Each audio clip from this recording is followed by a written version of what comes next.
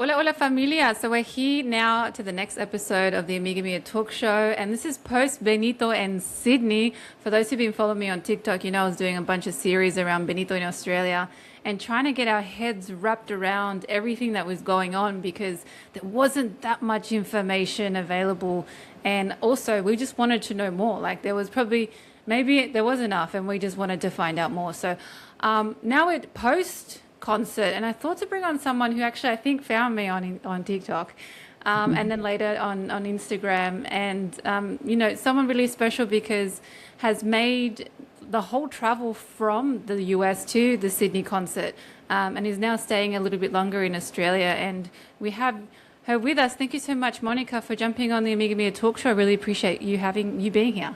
Thank you so much for having me. I would have never thought, one, that I would be on the other side of the world, two, that I would have seen Benito, and three, that now I would be on a talk show having a conversation with you. So thanks for having me. I know, and that well also to you because you actually like reached out on was it on TikTok initially or was it on Instagram where you initially I, reached out? I think it might have been on Instagram and then later on TikTok. Yeah, yeah, Hmm. that sounds about right. And I remember I was like, how interesting that you're coming from the state because we know that in the States he didn't perform Hmm.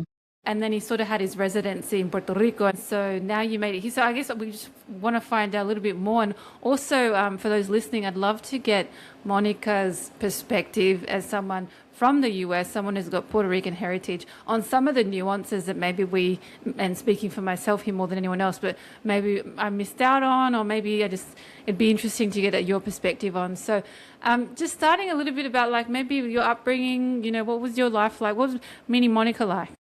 Absolutely. So I grew up in the Bronx. So if anybody's ever been to New York, so the Bronx is a small borough in New York City. But what makes it really special is growing up, it was about 85% Latino. And so no other borough in the city had the same concentration of people that were Latino origins. And it's primarily Puerto Rican, Dominican, and Cuban. And a lot of it had to do with the migration coming from the 50s and 60s that brought people from Puerto Rico and the islands in the Caribbean to New York City. So my dad was one of those people. He grew up in the western part of the island in a town called Aguadilla and Quebradilla. And I remember growing up, he always wanted to tell me about Latino culture and salsa and really the origin. So it wasn't just the music, but he really wanted me to know the history of it. But of course, being a kid that's stubborn, I wasn't listening. It was like, yes, yes, yes, okay. All I knew is that every Saturday morning he would wake me up playing the timbales and hitting the cowbell. And you would have thought he was in a musician. My dad was a truck driver, very honestly, like Benito's father is a truck driver as well. But my dad loves music, and so for me, I kind of rejected it, I think, as part of like being a youth, and I loved hip hop growing up in the Bronx. And then later, when reggaeton came out, I said, wait a minute, it marries hip hop and like kind of sort of the sounds of hip hop and certain elements, but also Latino culture. And it was as if something exploded in my mind. And I really started to embrace it. And that's when I started to lean into the history. In college, I was Latin and Caribbean studies major as well. And so that's the kind of a little bit about me sort of learning about that. And now I don't do anything related to that. I'm in marketing and I teach people how to do public speaking for a living, but I've never forgotten like that essence of just what it's like to be involved in the music. And it's something that no matter how my day is going, when you put on the right song, it just takes you to the places where you want to go. Yeah, I love the what you were explaining about that the Bronx has the highest concentration of Latinos. And speaking because, in Sydney, where I was born and raised, and my background being Chilean, and so Hmm. in Sydney particularly, there's a higher concentration of South Americans. So we have a lot of Peruvian, Uruguayan, Chilean, Argentinian, and then also from El Salvador, a huge Hmm. community in Melbourne, and not that much from the Caribbean or from other Central American countries, or even Mexico. I think is one of the smallest percentages of Latinos here in Australia. And Interesting. so it's so interesting to see, and Yeah. for a lot of Latinos here in Sydney or arguably across Australia, we are often referred to as unicorns because we often go to school and there's not any other Latinos that we know. So Yeah, I could imagine. Yeah, it must be a completely out of body experience to see what we saw over the weekend and have everyone sort of coalesce in one spot. It must have been really beautiful for you. Oh, yeah, that it was magical. Like that's all that I'm posting about because it's a euphoric feeling. And I guess so. Growing up, with your dad being from the island, how did that influence or shape you in terms of identity? Like, did you feel like you took on board a lot of the like Puerto Rican culture as you were growing up? So what's interesting, my dad's from Puerto Rico, my mom is from Cuba. And so I'm growing up in New York, which I don't know if you've ever heard the term Nuyorican. And so that's also like a subculture of what it's like to be in Puerto Rico. But interestingly, I'm an only child. My mom was an only child. My dad only had one brother. So it was like this very atypical existence, even living within the Bronx, in that I didn't have this huge family. So it was really a lot of the culture that I saw, not just within my immediate family, but also what I saw within the neighborhood. I grew up, if you see the Titi Me Preguntó video where he's outside, like in the Bronx, that he's actually recording, this was really a lot. I grew up right above a bodega, and it was everybody outside in the summertime. We all knew everyone. So if my mom was upstairs, there was another neighbor that was going to keep an eye on me if anything went wrong. And so it was this very familiar feeling that I had when I lived in the Bronx. And it was this beautiful, just blend of people looking out for each other. And there was something about the parties and the vibrance and just the connectedness. We did everything together. And it was such a big part of how I grew up. And I'm really grateful because my schooling afterwards, I went to schools that didn't have a lot of Latino children, to be honest. And so my mom wanted me to have sort of the best of both worlds. And so my education was a little bit different, but I went home every day to the environment of the Bronx. And so I'm really grateful for kind of having a foothold in both worlds. I love that. Yeah, what was it? What was the term you referred to before? Rick? Nuyorican. So New it's York. basically a Puerto Rican that's from New York. What a mix. Is It that really is. common in like the Bronx in New York to have like Puerto Rico on one side, Cuban on the other side? I would say that. So it's usually a Rubik's Cube of either Puerto Rican and Dominican, Dominican and Cuban, Cuban and Puerto Rico. So like one of those combinations is very common to be able to see. Right, Yeah. interesting. And was there ever a period of time where you lived in either Cuba or Puerto Rico? So Cuba, no, because of the relations that the US has with Cuba, it makes it really difficult to go back. There are some ways that you can go through educational visas. The thing is, usually it goes to Havana. My family grew up in a completely different part of the island, so it makes it very difficult to go to that side of the island within all of the constraints that exist within the US and Cuba. So I haven't been able to do that, but I'm holding out hope because I would love to see where my mom was raised and the stories that I remember her telling me. It would just be wonderful to be able to experience that. For Puerto Rico, I actually went back for the first time last year to where my dad was actually born and raised. And it was really interesting to just see that community. And again, it's the campo, so it's the countryside. And so most people think of San Juan and all of the glitz and glam that comes with San Juan, but to go see just what his life was like in the mountains. And I remember him telling me stories about the animals that he owned and just walking through like the different farmland. And so that was really connective. And I think also for me, as I've gotten older, there's been such a desire to spend more time on the island. And so I loved it in the West. And so I would recommend to anybody who's ever coming to Puerto Rico, fly into Aguadilla. It's on the west side of the island and it's really beautiful. I love that. I love also the lens of the campo Yeah. because we saw that in Benito's concert that really came out with the bava Yeah. straw hats with playing el cuatro. For those who don't know, it's the Puerto Rican national instrument, and so you can see that Benito was really trying to show that beautiful side of Puerto Rico, which is so beautiful. And so before we get to the concert, let's rewind. So you made a decision to come to Sydney, or even if there's any steps before that that kind of build to that decision. What what what what got you to that decision? So I have been trying to come to Australia for over 15 years. So when I was in university, I had a friend who studied there and he came abroad to Australia and he studied in Brisbane and he was a surfer and I remember him going out to the Gold Coast and when he came back we worked together and he'd tell me all these stories and whenever we had a break in our work, we were telemarketers. I'd say, Danny, tell me more stories about Australia. And he'd always just fill my cup up with these different tales. And I knew it was going to be on my travel bucket list. I just never knew when I was going to get there. And then shortly after graduating, my friend unfortunately passed away in a surfing accident. And I made a promise to myself that I would come back to Australia and I would visit the places that he told me about. I didn't think it was going to take me so long because I'm someone who does travel quite a bit. But there were all these almost getting to Australia and these different, I had a job opportunity and these different things. And for some reason, it always kept not happening and falling through. And then last May of 2025, I remember connecting with someone who was on Instagram. I was looking through stories as we always do, doom scrolling, and I noticed that she was in the queue waiting to see if she could get tickets to Benito's show. And I said, what if I just tried it and see if I could get a ticket to go to the show? And so I went on and I looked for a ticket, and it's very easy because it was just one. I knew I was going to be coming by myself, and I got a ticket very easily. And so I said, okay, well, now I have a ticket. And the next thing I did was, I don't know anybody in Australia. Let me secure lodging. So I found a hotel that was right near the stadium. So I thought, okay, at the very least, I can walk to the stadium. I have these two things. And now I have almost a year to figure out how I'm going to get there. So I started saving miles. And I knew that I wanted to try to fly business class if I could, because it's a really long flight.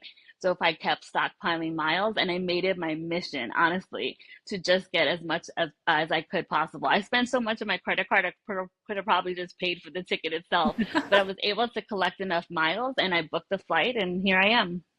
Beautiful. Well, first of Yeah. all, so sorry to hear about your friend, and I think what you did is so honourable to come visit the places that he mentioned and that you spoke about, which is, and Brisbane is beautiful, north part of Australia for those who don't know, not far off the coastline, and that's where you are right now. Is that?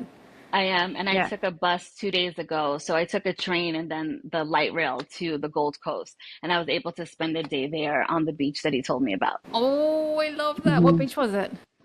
Surfer's Paradise. Surfers Paradise. Yeah, Yes. that's an iconic, quintessential Australian beach. Definitely, I can picture your friend when he was surfing there, and like they say that it's got incredible surf there as well. So, how beautiful!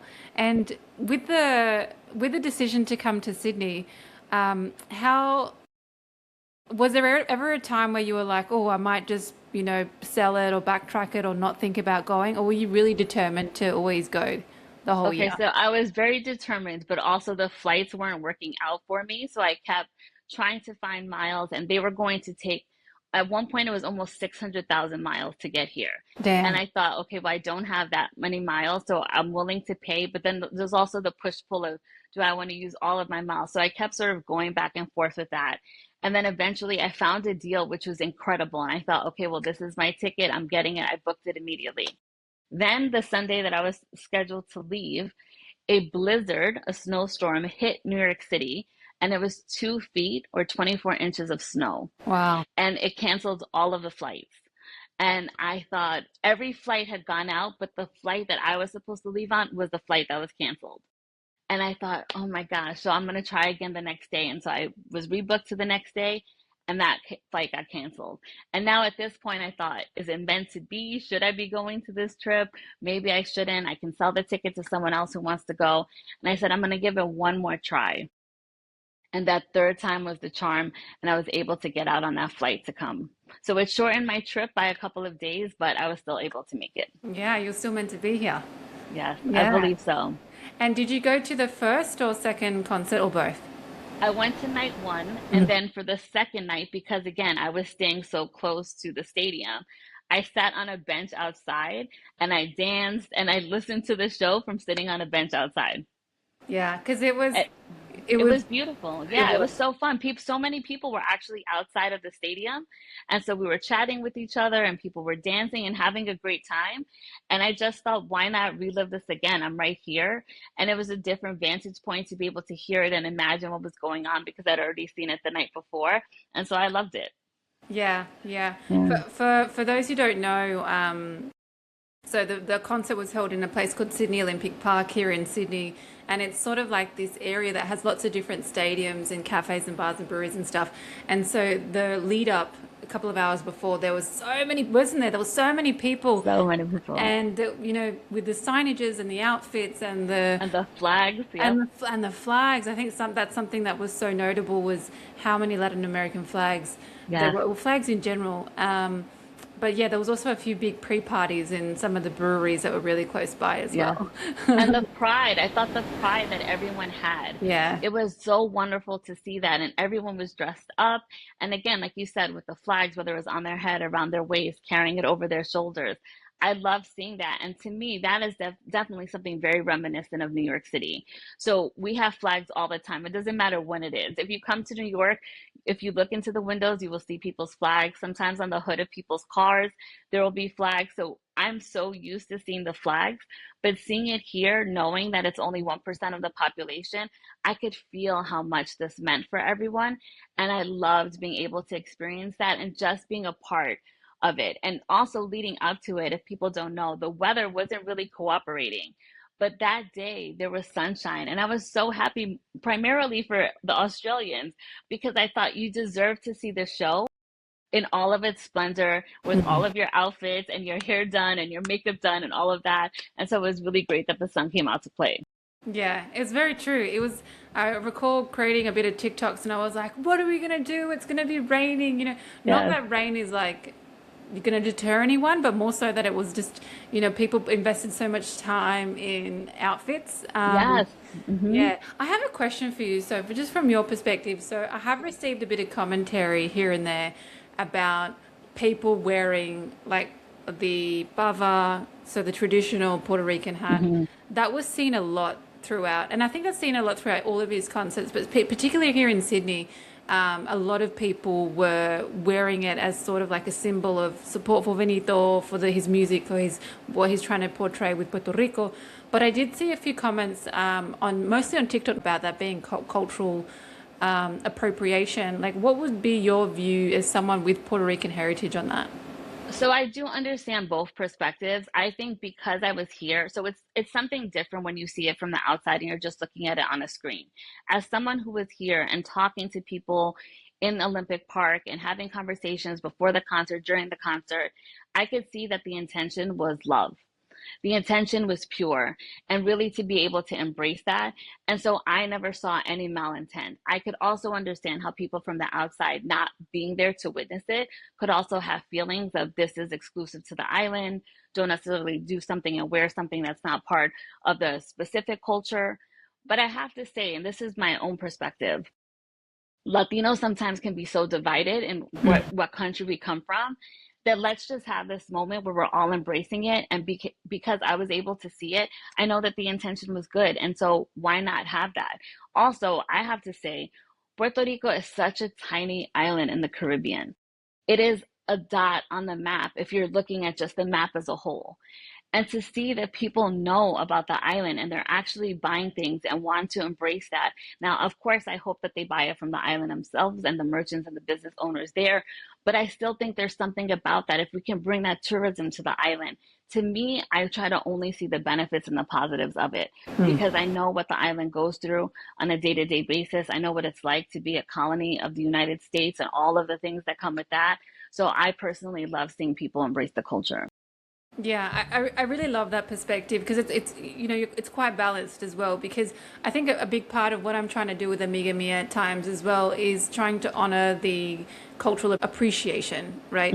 So and trying to educate on the balance because there's nothing wrong with someone who's got good intent, but then also saying, hey, like if you do wear it, like this is the impact that it might have to people who it's something that they carry with pride and it's something they carry that has a deep meaning beyond just a prop that you wear. Yes. So I think that was really well balanced perspective. And as well, there was a lot of people who were carrying, I'm not too sure if you saw, but I captured a few moments where people had these props from the Super Bowl halftime, which I know it's another whole conversation in itself because what some of the conversation here in Australia is, and that I've been noticing from the US, is like, oh, this country is more than happy to have a 100% concert in Spanish. There was so many, like, I don't have the statistics, but there was an overwhelming amount of Aussies who were there who didn't speak a word of English, and they Hmm. had an absolute an amazing time. And there's so much feedback that's kind of being generated off the back of that. And then I couldn't help but see there was a lot of people who had signages from the Super Bowl. There was actually two girls who wore the plant Hmm. outfits. Yeah. I don't know if you saw them. I Uh, didn't see them. That's great though. They must have been so hot wearing the plant outfits, but good for them. and there was one girl that had the what was there's nothing better than something more powerful than hate is love, It's right, love, from the right? Super Hmm. Bowl show. Yeah. So what's your thoughts on that in terms of, being from the US, being from the Bronx, and how divisive that was in the US, the Super Bowl performance versus being in the Sydney showground, watching all the people, and there was a lot of people who were just Aussies who don't speak a word of English, but they embraced it wholeheartedly. Was that an Oh interesting my gosh, experience? yeah. Don't get me started on that. So the US is it's going through a very challenging time, I will say, and it's really hard, um, honestly, to see the way that people have responded. I think there's so much divisiveness already that exists within the country, but also I think there's a fair amount of ignorance as well. So for example, Bad Bunny had already performed in the Super Bowl. He performed with J Balvin and Shakira and Jennifer Lopez. So he was there. No one said anything about them performing in Spanish back then. But because we are at such a point where there is intentional and manufactured drama that is happening, it creates an intentional rift between people. And so, for those that don't want to see it, I say don't watch it. You had your own Super Bowl show, let them watch that. I know for us, it meant so much to us as Latinos in the United States. And I can't say for all Latinos because there are groups of people that don't necessarily support that. But for me and for the community that I rock with and I support, it was such a light to be able to have that. It is such a dark time, specifically for our community in the United States right now, that to see Benito perform on the Super Bowl and all of the different moments that he gained from the piragua and the clothing and going in the sugarcane fields and all of the unique touches that he had to that Super Bowl. I don't know how, if you enjoy music and you enjoy good vibes and you enjoy good time, I don't know how you can't enjoy a performance like that. I think if you're saying that you don't like it, it's because you just want to be contrarian, to be quite honest. And if it's not for you, that's okay. But there have been 50 something Super Bowls where I have seen acts that I'm not interested in. And I never thought that I was going to make it a big deal because you know what?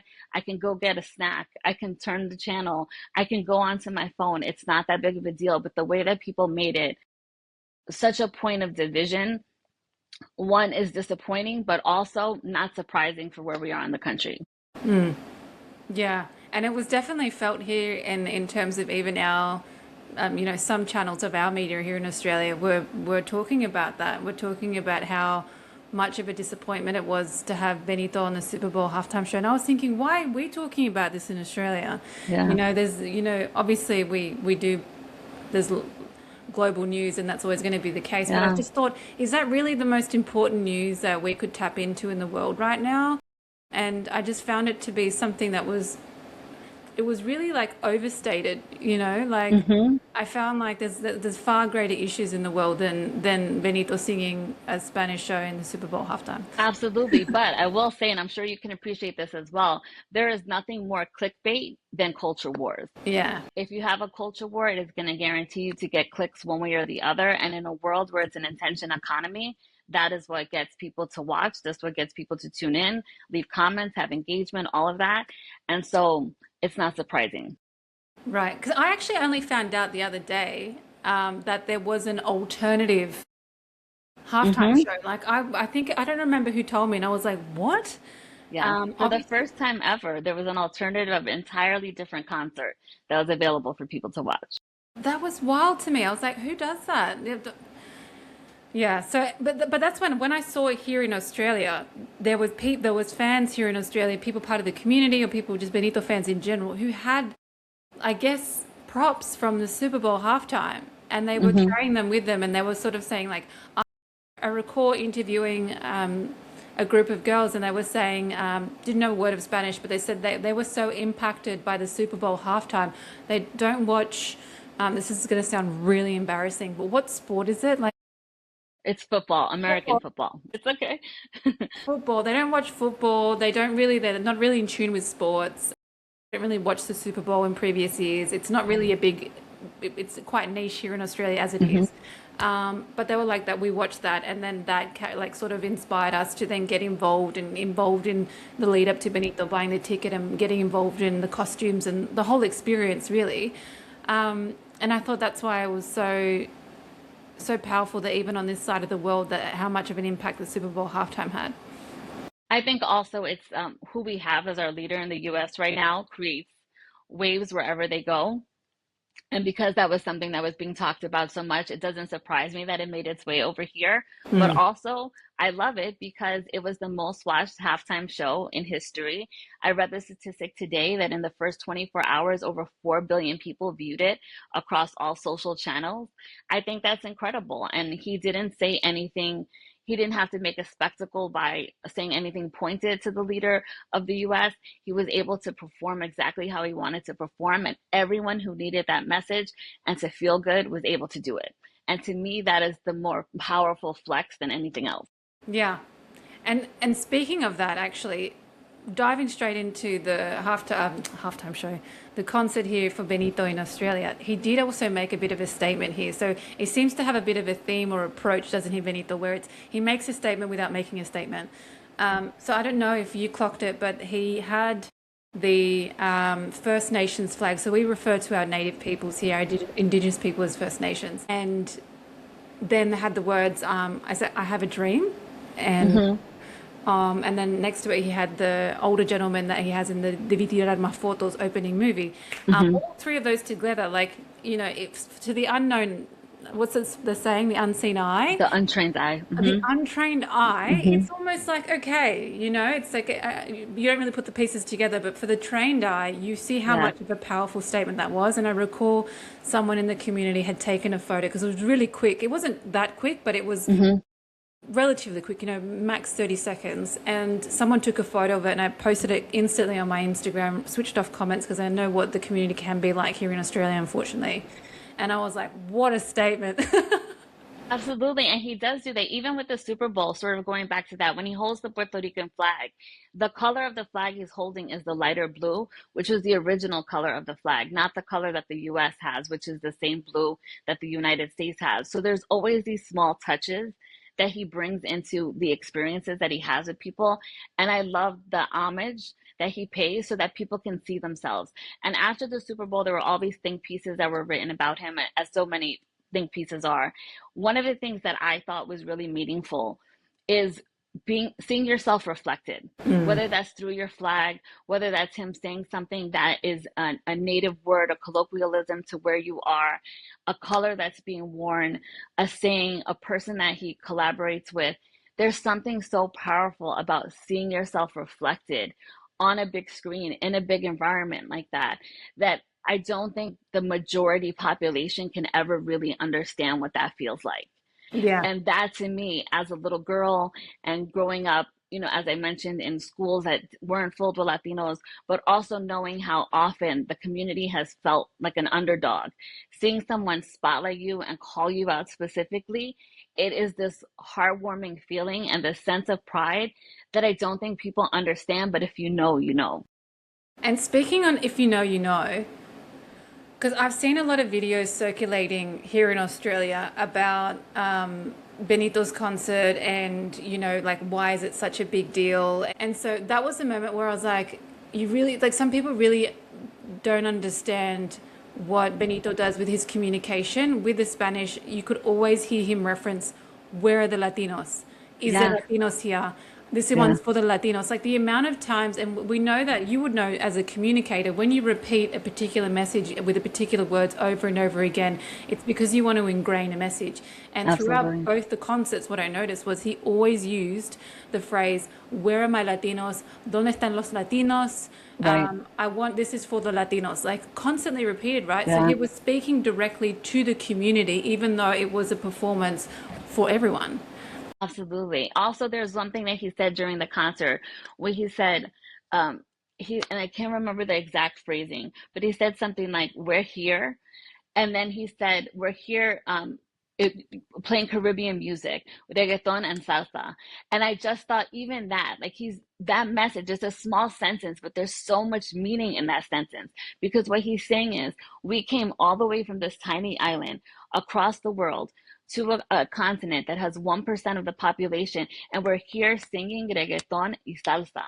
And that it just says everything you need to know about as a person, you can feel I can go anywhere in the world. It is possible for me to do it. It might be improbable, but it is possible. And I think that possibility that lands in somebody's spirit, whether you're a younger person, you're an older person, and I think it fills you with a sense of pride, again, that not everyone is going to be able to understand or appreciate, but we can appreciate that. And I love that he says that because that call out means everything. In La Mudanza, the first song that he comes out to, when it really kicks up and all of the instrumentation is playing and everyone is dancing, I could feel my scalp tingle. That is how euphoric and overwhelming it felt in my body that my scalp tingled from how much joy I felt and the collective energy of everyone. And that is an undeniable and indescribable feeling that I hope everybody gets to have. Yeah. And adding to that, you know, a lot of maybe the nuance that people potentially just aren't aware of or maybe just went past them is like, for example, Los Sobrinos. A lot of people don't know the story behind Los Sobrinos and that they're actually all Puerto Ricanos Yeah, who went to musical school. You know, it's not just a bunch of like of people from different backgrounds. He's right. very intentional with that. And Yeah, also, you know, having Chewy, I had the opportunity to interview yeah. I Chewy saw that. before. And I also realized like that he was very intentional with them collaborating on the song and being the opening act. And I was like, Benito is very intentional. Like this is not, Yeah, it's not a celebration of Latinos, although it was in terms of the audience. But for him and the act, it was very much honoring the Puerto Rican heritage roots and culture, and even with La Casita. Um, and I wanted to ask you as well, like some of the questions that I get, and I'm always like, oh, you know, I think maybe this would be a good forum to ask it, hmm, is that he sort of interchanges between Latino and Caribbean. hmm, And so, and we know because it's part of both, right? It's part of the Latin American continent, but also part of hmm. the Caribbean. And so, what's your thoughts on interchanging there and sometimes saying one or the other and sometimes using both? I think it's always pointed because he's so intentional. I think Latino obviously is the inclusive term, but I think whenever he references the Caribbean, Caribeño, he's also wanting to point out that we are this tiny set of islands. So the Caribbean is so small in relation to Central and South America. And so, or even Mexico and North America as well. So I don't want to exclude that. But that's such a huge part, these collection of countries. And then you have these small islands that sometimes aren't always considered. And to your point, if I go to the west side of the United States, most of the time they will think I'm Mexican. It doesn't even occur to them as part of the United States that we could be part of these Caribbean islands. And so I think there's a pointedness and a specificity in him calling that out so that there can be a curiosity, hopefully a learning about, well, let me learn more about these Caribbean islands that exist. And hopefully this desire to want to also travel there. So I think for me, that's why I think that he uses that interchangeably to want to have that collectiveness that we're all considered Latino, but also learn a little bit more about Caribeño culture and the people that come there, and a little bit more about what I'm doing that's specific to this region that is not going to be subsuming for every Latino culture, but I'm just telling you about my culture, and I hope you want to learn about it, and we're open to learning about yours. I love that. And I think I noticed that when he, during the Super Bowl halftime at the end, when he carried out and named all the Yeah. countries, and he actually named some of the Caribbean Yes. countries as well. And that was beautiful to see, not only calling them out, but carrying the flags as well. Yeah, and also calling out America, right? Because Yes. that's another thing that the US loves to sort of assume that America is just the US. And I say this as someone who's an American, I come from the United States, but also the Americas are all of these countries. And it can be, there can be a very strong isolationist perspective. And I love that he was able, again, to subtly but pointedly call it out by recognizing all of the countries that exist within the Americas. And that to me was very powerful to remind us that it's not just one country, despite how it might be perceived, but it really is this collection of countries that make up the Americas. I have a question for you on that. So, as someone Sure. who went through the schooling system in the US, was it taught to you to say, "I'm an American, I live in America"? I think yeah, I guess I could say that. We say the Pledge of Allegiance, like that was something that we did every single day, sing the national anthem, all of that. So yes, but I think what's interesting is that I grew up saying I'm Puerto Rican and Cuban. Mm. So I don't necessarily refer to myself as American. I guess when I'm in other countries, then yes, because people hear the way I speak or how I look. And so the assumptions are made for sure. But when I'm within the United States, I'm always Boricua y Cubana. That's how I refer to myself. I love that. And one Yeah. more question, because I find that this one differs between regions. So I would consider myself a second generation migrant or a first generation Australian, if that makes sense. But I know that in the US, it's if you were born in the US, correct me if I'm wrong, but if you were born in the US, but your parents are the migrants, you're considered first generation? First gen. First gen. Interesting. Yeah. So But it's the first gen to the United States. Hmm. yeah, because here in Australia, a lot of people say the first generation are like my parents would be the first gens, if that makes sense. Like because they migrated here and they eventually were the first migrants to integrate, that they're Well, the I could see that. That makes sense. Yeah. I think yeah. the way that the US, at least for the census, categorizes it is if you're the first generation born here. Right. And so that's how they categorize it. But I would imagine there would be differences throughout the world because I can't imagine there's a global definition for the census per se, but that's how it's categorized in the US. Yeah, that makes sense. Yeah. And then Hmm. going back to Benito's concert, so whereabouts were you situated? Were you right up in the front GA, rear GA? Were you seated? Like, what was your experience and vantage I'm point? too old to do GA. These knees are not going to make it anymore. No. So I actually had a VIP ticket. I was like in the 200 section. So it was like a nice enough seat, sort of position, I would say left of center is where I was to be able to see him. And it was, again, it was just a great view. And also it was nice because you could see the main stage, but then also just shift a little this way and also have a good view of the casita. So I thought it was like a nice ticket to have. Yeah, yeah, beautiful. And did you get to know the people around you in the vicinity? I I did. Interestingly, the woman sitting to the left of me, she was also there on her own. So it was just ironic that the two of us were both there on our own. So we got a chance to talk prior to that. And she was going all out. I'm talking about costumbre. She had her nalgas out. She was perreo the whole time. She was having the time of her life. She kept whipping her ponytail. Her ponytail kept hitting me. But she was just pure joy and energy. So it was fantastic. And then there was a couple next to me that did the slow dance during Ojitos Lindos, like the whole thing. And they were really cute. And so then there was a group of guys behind me, and it was just the bros that had come, but they were enjoying themselves. And they kept trying to predict the song that was coming up next. They were always wrong. So it was kind of funny to hear it. They were like, this is the next song. And I was like, that's not the next song. But they were just having a really good time. So we all had a chance to like talk to each other.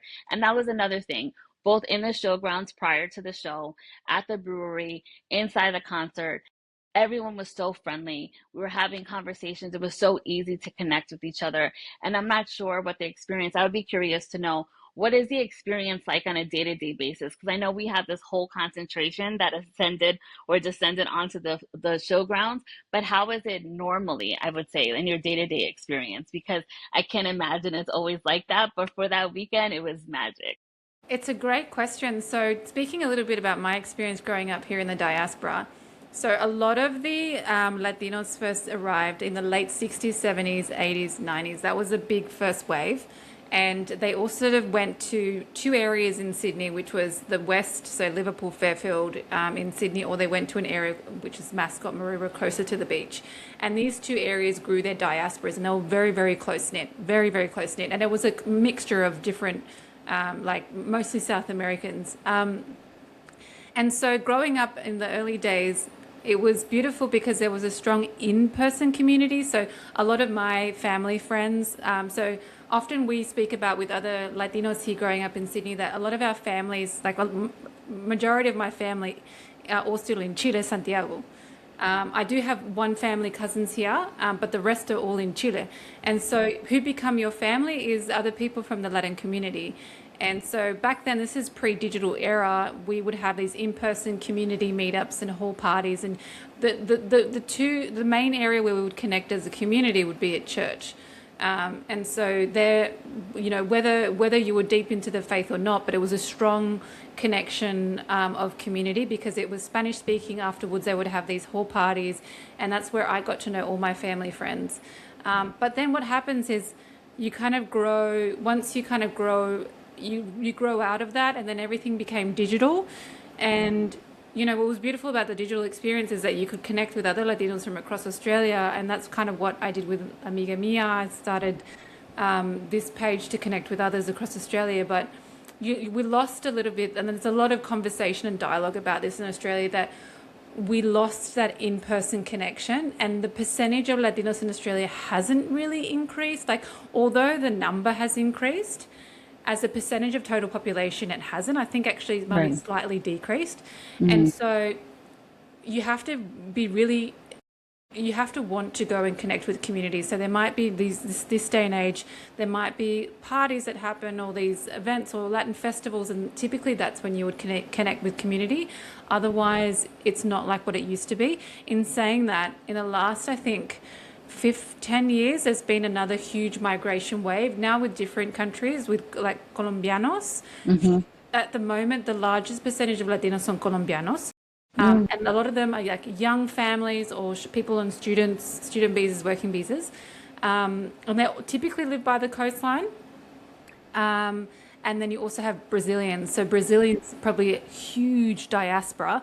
And they're part integrated, especially the ones that speak Portuñol, mixture of Portuguese and Spanish. But a lot of them actually, they have a strong community sort of on their own. And they're actually probably one of the most thriving Latin communities, I would say, here, because they're so well connected. They're very deeply entrepreneurial, as the Colombians are.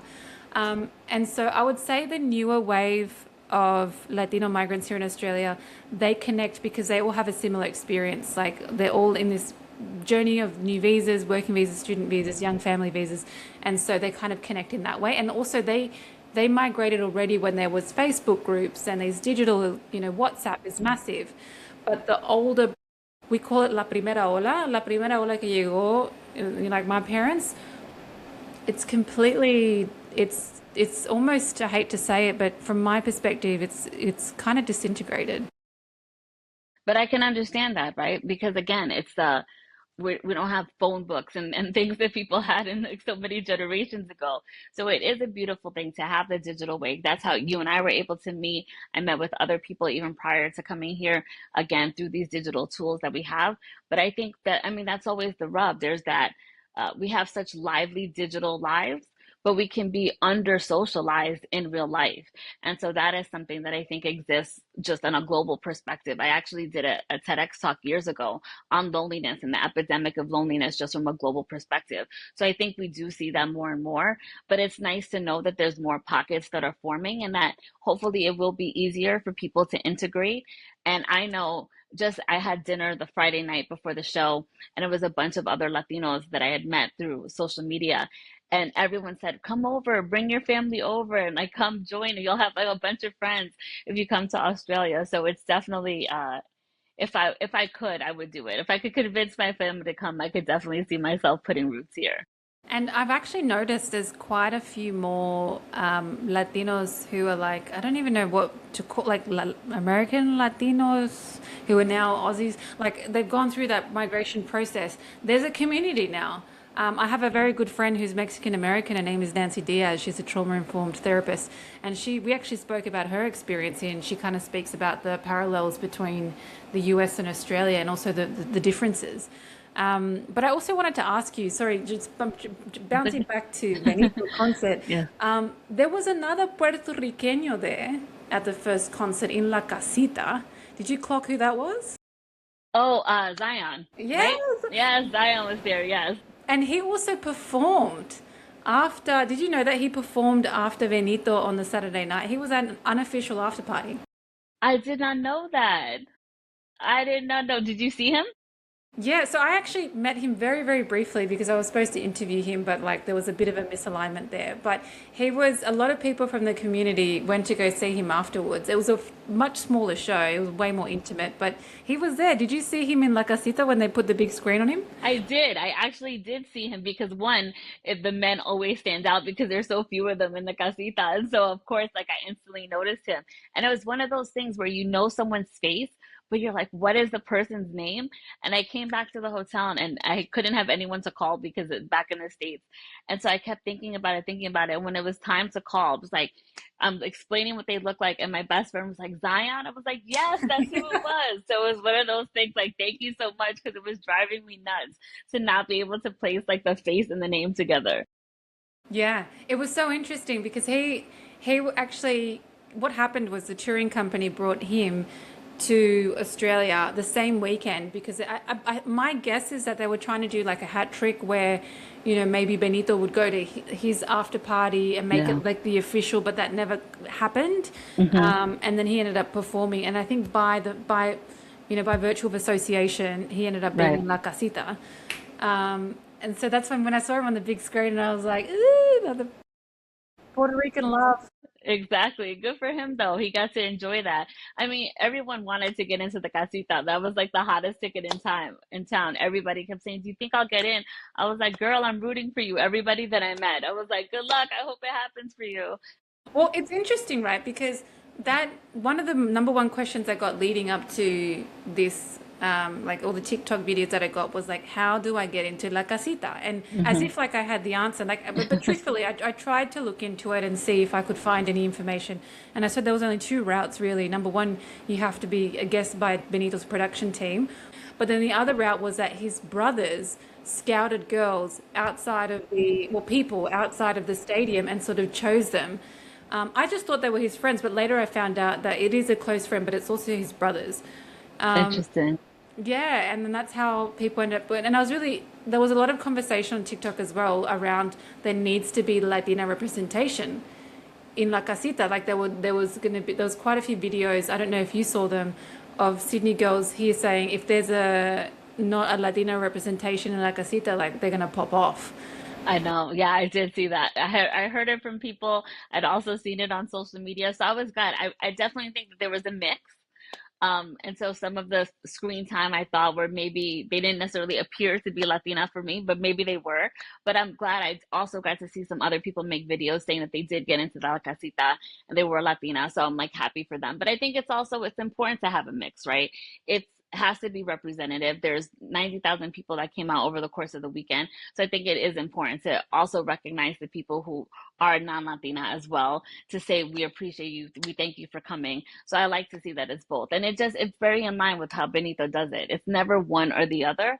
He's not binary in that way. He's very fluid in who he wants to have represented. Even when you saw the Super Bowl show and having Lady Gaga there, he makes his own choices. Like his album says, he does what he wants. And so it doesn't surprise me that Takasita was going to be a mix of both.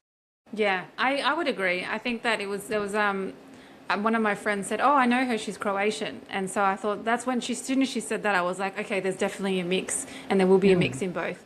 Yeah. And we also saw that as well when so in the night one, he did a tribute with the Cuatro. So his name's Jose Eduardo, I believe, who plays the Cuatro for Los Sobrinos.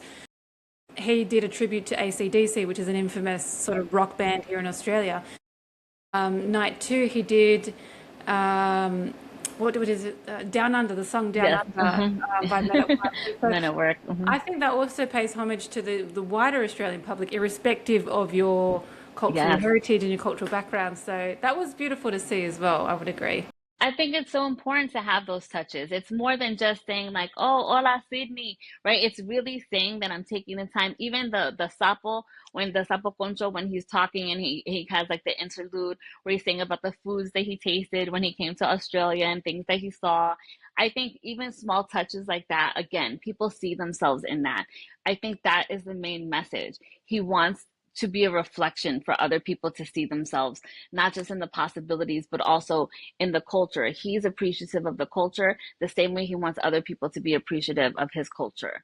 And I think you see that in so many different ways that he's able to do that. Even outside of that, with the offerings that he has, For the VIP, we were given a gift, which was the sapo concho, and it has like the little backpack and everything on, and but the little Puerto Rican flag that's sort of hanging on the side. There's all of these touches of just even the sapo concho traveling and what that means to look like and to carry your heritage with you as you're traveling to different places, which I think is just very representative of what he does, and I think also what he encourages other people to do.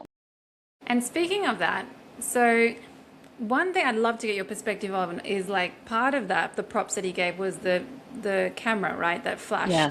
And he kind of that was synonymous to the Vitirama Photo song, which is all about preserving memory and taking photos. Well, balance being in the moment versus also taking photos to preserve memory. But before that, the infamous video of the older gentleman who kind of talks a little bit about gentrification in that clip. What, and he even did that in this concert, didn't he? He had does he have a name, that older gentleman? He does have a name, and I've been thinking this entire time, what is this man's name? And I can't remember. I feel like it's Jacobo, maybe Jacobo. I think no, it starts with a J, but I cannot remember his name. But I feel like someone's gonna listen to this and gonna be like, "How did you guys not know?" But I feel like it definitely starts with a J, so don't come for me on Instagram for not remembering his name. But from a positive lens, like he he spoke a little bit about what he spoke to in the sort of the intro of the Vitirama Photos video, where he does the wider clip talking about gentrification. But here he also, there was a powerful scene, wasn't there, when he kind of, it's him talking, but then it's like the whole concert crowd in the background. They kind of did like the remove background. I guess from your, being of your background and also being, from the US, what's your perspective on that older gentleman that can't remember his names? The message that Benito's communicating through him and in Australia as well. Well, one, I love that he uses the older gentleman because it's really the respect for our elders. And there's not enough respect paid, I think, in general towards our elders. There's this idea, and when you're young, you feel like you know everything. But there's also him showing, again, not being so overt with it, but in a smaller way of we're going to pay attention to this older man because he has wisdom. And so you're going to listen to it because you're at my show and I have you captive. And hopefully that opens up an opportunity for people to just think about their grandparents and how are they really focusing on what it is that they're telling them. Are they listening to the words of the elders that they're trying to pass on? So I love that he has that message there. And just even in his songs where he references like the besito pa abuela, like he just has these moments where he talks about the elder people within his life. So I do love that. When he talks about the gentrification, it's an interesting thing thinking about it as somebody who's Boricua and what's happening on the island, also as someone who's a New Yorker and sees what's happening within New York City and the gentrification there. As I mentioned, when I grew up, the Bronx was 85% Latino. Now there's a lot of gentrification happening within the Bronx as well. And so there's a lot of collision of thoughts that I have when it comes to that and what it means to gentrify and open up spaces for other people, but also really, as much as you want to say it's opening up spaces, it's also pushing a lot of people out. And so there's always the bright side that's trying to market it to us. But as somebody who's lived in these communities and have seen that, it breaks down a lot of that. And so we talked earlier about digital communities versus in-person communities. Gentrification takes people out of that in-person community and displaces them into places that they don't know and they don't have those neighbors and things. So when he has the man who we can't remember his name come and speak on things like that, I hope that people are really understanding the message for like the deeply resonant ways that he's trying to articulate it to people, because it's more than just coming to a place and visiting it, but it's also having respect for it. It's having respect for the people and all the generations that live there.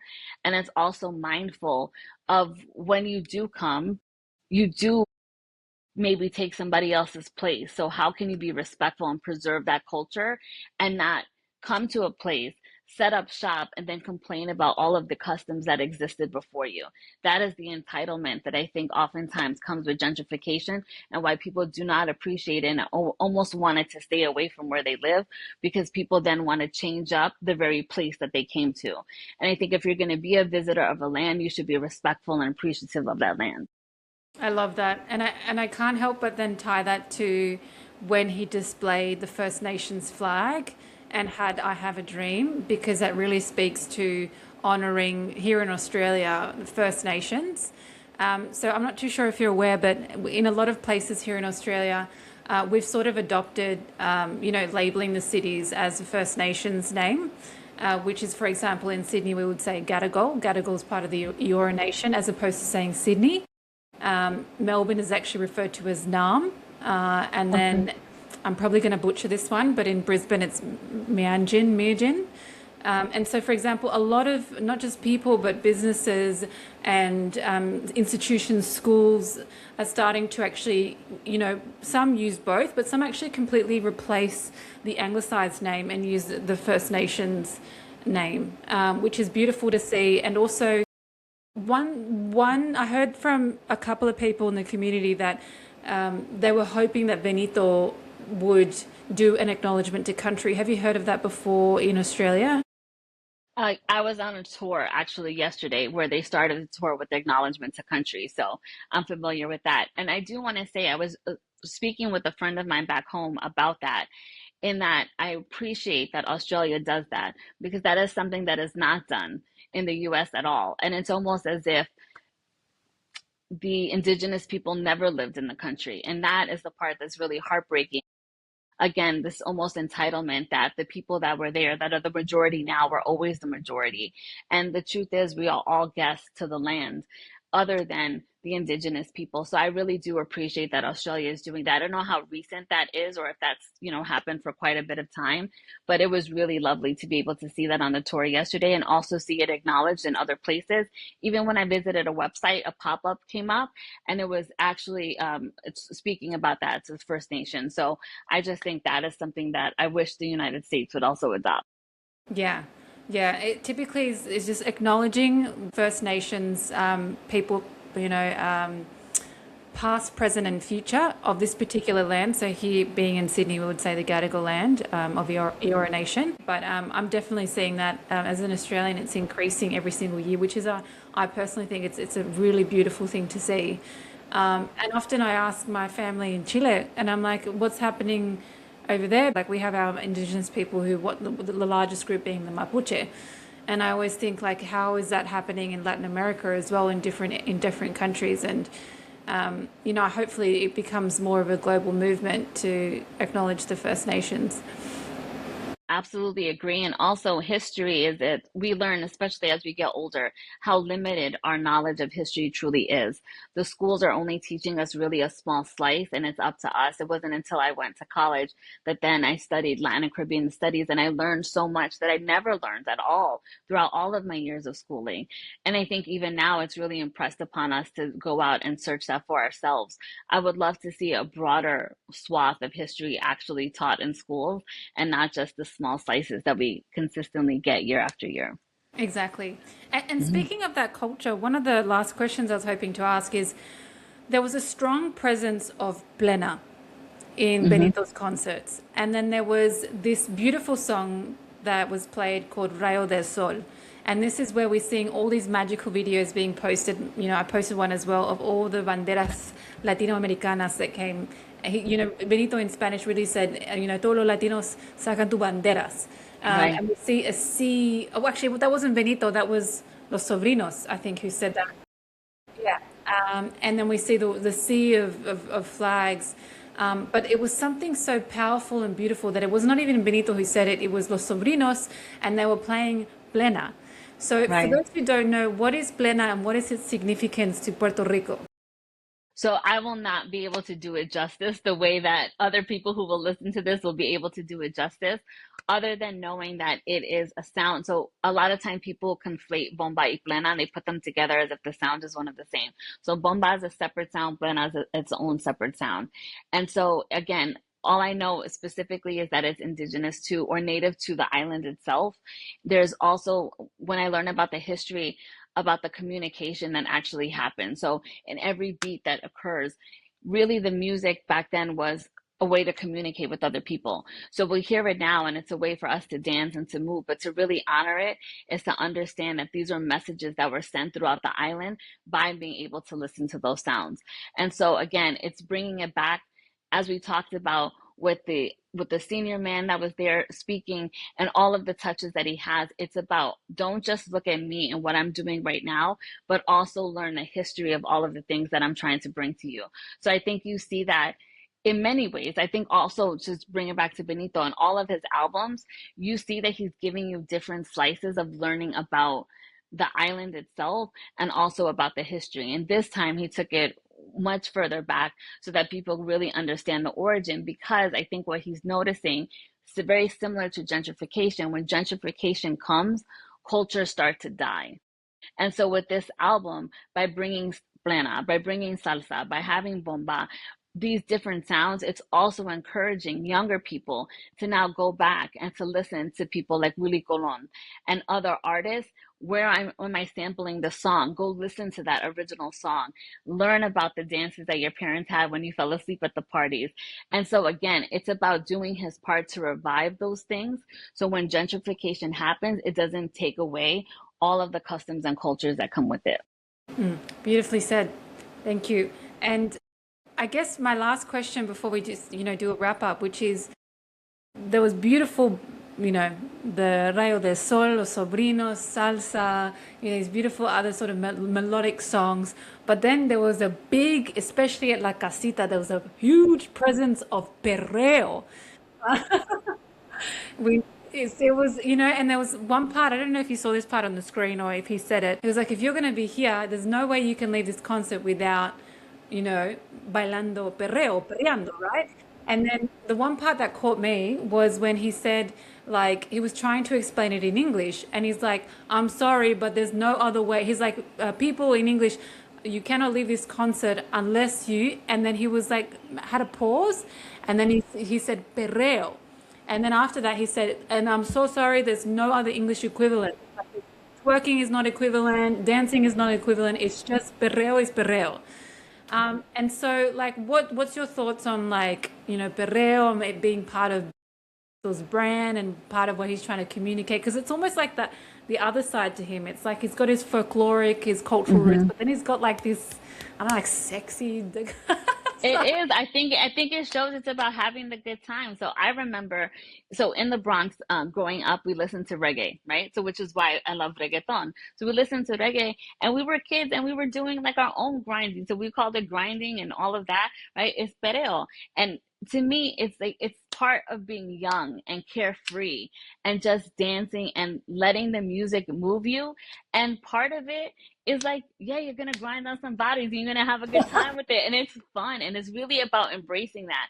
And I think that's one of the things. I was watching the Super Bowl show with my niece, and she's 8 years old, and so when she sees that part, she said, oh, and she's, she's little, so she's not used to seeing this. And I was like, no, I was like, this is, we're from the Caribbean. It is hot in the Caribbean. We're wearing clothes that are seasonal to what it's like to be in the Caribbean. We have bodies that are shaped differently. We're going to move to the beat. And so all of those things need to be appreciated. And it's about having a good time. If you don't want to perreo, then go get something to drink. But if you want to have a good time, no matter what age you are, then embrace it, because it is fun. The beats are infectious. If you know what he's saying, you might want to cover your ears, or you might want to sing it at the top of your lungs, but you have the option to do it. And I say, go with it. The concert, it just takes a different level. Even Ale at the end of it, when it's like everybody is just, the roof explodes and it's a release. And again, like having that pressure valve released through perreo is fun. And if you don't like it, like I say, I'm sorry for you, but you must not feel the music in your soul, because it is a good time. Oh my God. That's where, like, I feel like when he said that, it kind of gives space to the Latinos who like perreo.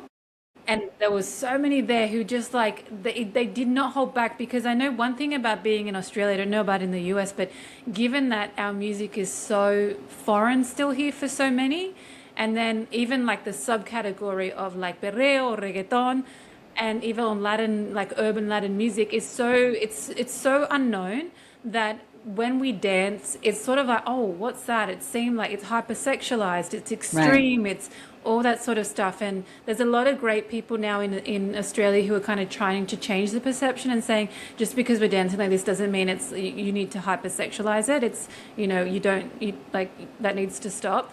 But I think when he played those songs, and he kind of reinforced that. I want everyone, he kind of like gave that space for the Latino community and people who embrace perreo to just get in the moment, to just enjoy it, and to not Yeah, feel that sense of judgment. That's what I felt, because I was, the absolutely. second night I was like in a little box, and there was a lot of like people from the media landscape, and I would say I was all the Latinos who were in there were dancing, but perreo is not just like dancing salsa. It's like you get low. To your point, Yes. you use all parts of your body, and you don't have to feel like this is an intention to come on to someone. This is just me having the best time and feeling the beat and the rhythm, and that's why I love that aspect of it. 1,000%. If you think about salsa, it's all these steps, right? Whether you're dancing on two or on the one, and there's all this precision that is part of it. So yes, you're flowing, but there's precision to it. Perreo is you just move however it is that you want to move, and there's a lack of judgment and this freedom because you're not looking at other people. Perreo, when you're in the moment, you're just in the moment, and that is the thing. How often do we drop into the moment where we're just feeling the music and we're not thinking about the other things? So if there's a time to just be non-judgmental of yourself and others and get out of your head and into your body, to me, that's when you perreo. Couldn't agree more. And now, like, I'm just even thinking about it, I'm like, I just want to play that song, and I want to get into Hmm. the. It's so good. That whole part, that whole set, the way he just constructs the entire show, it's such a good time and it really takes you through a journey. I loved everything about it. Like, yeah, yeah. It was like starting with salsa, then some of the melodic, and then Yeah. you know what's up. As soon as he goes to La Yes. Casita, you're gonna get perreo. And so Exactly. people in Europe, because we know that he's gonna start his after Japan, he's gonna start his European leg. After Get he has ready. a good break, get ready for La Casita. Well, get ready for the whole thing, but La Casita Yes. is gonna get crazy. It And is. He even changes clothes, right? You notice he comes out yes, in the suit. When he's ready to perreo, he has his shorts on and his loose fitting clothing and he's ready to go. He got the cup in his hand. He's ready. I have one more question. Sorry, I was just about to Sure. start the wrap up, and I was like, one more question, one more question, one more question. Sure. Um, so, what, from your perspective, is the meaning of achopere otra cosa? Oh, so basically it's acho is for muchacho, right? So Uh-huh. think of it as his saying bro, right? And it's like bro, like Puerto Rico is kind of where it's at, right? Like this is where it is. And so it's just like this feeling of like how would I say it in English? It's like embrace it, like get used to it, like we're here, like you're Yeah, gonna have a good time. And it because was funny because the person, and this is no shade to him, because it's very, I would imagine there's so many nerves when you're called up to actually say it. But the first person who came on night one, I was like, "Aw, Vito, he tried it, but he really tried. he really He didn't tried. necessarily nail it. This guy on the second night definitely nailed it a little bit more. But I thought, like, if you're pulled up by Benito and you have to say it, whatever you've rehearsed in your head has gone out the window. And so I really felt for them because it's that moment that you want it, but now that you're there, you're like, oh shit, I better not mess it up. Well, fun fact, Mhm. actually, the second night he's Puerto Rican. Yes, I saw that. Yeah, and I was like, Yeah. but because I had the opportunity to see both, and I agree with you. And that's always typically done in La Casita, right? He'll just choose hmm someone from the crowd, and then you Yeah. get them to say it.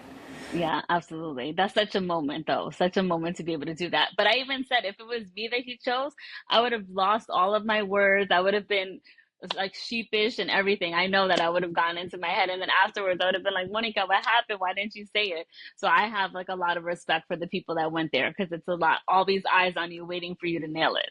Oh yeah, yeah, yeah. I'm the Yeah. same. I know if I would have been pulled up there, I probably would have had a panic attack and then had to bail. Right. Exactly. Well, thank you so much. I really appreciate your time and I guess, sharing your thoughts and your insights. And for people who want to know more about you and more about your story, and, I think that you share a really beautiful perspective from, the other side of the world. And yeah, so people who want to continue to follow your journey, how can they do that? Sure. So on Instagram, at you wanna do what? So YOUWANNA do what? I'm on there more times than I should be, so you can feel free to connect with me there. And I'm happy to just talk to anybody. I want to make more friends from Australia, so I have more reasons to come back. So I hope that people reach out and we have a chance to connect over Benito and everything else we have in common. I love that. And just a message, if there was a message that you'd like to share for anyone who's listening, Well, it could be about Benito, it could be about your reflections, your cultural reflections, personal reflections. What would that be? Oh my gosh, I would say right now, I think it's more important than ever for Latinos del Mundo to really stand up for each other. This is not about being from one country or another country, but for the collective, we need to be present for each other and have each other's backs. And I hope that people remember that it's not just a concert, it's not just a moment, it's not just a wave, but we are going to be Latino forever. And so consider there's a phrase of whether or not you're your brother's keeper. I am my brother's keeper. I think of that all the time when I think about other Latinos. And in times like this, where people might spotlight us for things that are negative or try to divide us or things that are happening in other parts of the world, I encourage everyone to remember that we are collective. And when we stand together, we are so powerful. We are powerful beyond measure. So lean into that collectiveness and not the divisiveness that people try to put upon us. That was beautiful. That was really profound. Thank you. Thank That you. was I really think about this quite a bit, though. I really do. I just think of the collective power that we have. It is unlike anybody else. And so if we harness that, we can change the world. We really can.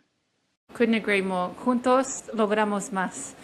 Well, Sí, with claro that, que thank you sí. so much. I really Thank appreciate you you. being on. And I guess for those listening, I'll have, I guess, Monica's details on the show notes, and so you can follow through.